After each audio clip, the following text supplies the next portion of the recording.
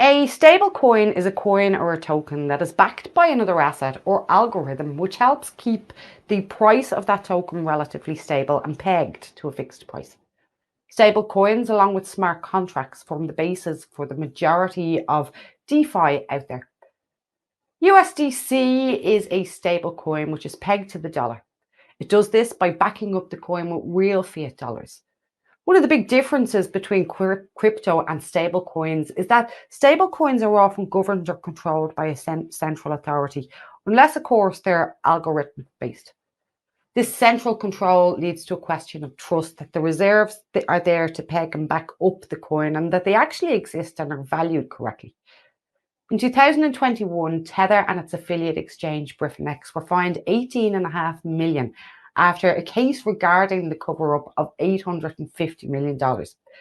In 22, Terra, an algorithmic stablecoin, went to almost zero and sent shockwaves around the stable and crypto market. Stablecoins make up a huge portion of the crypto market cap.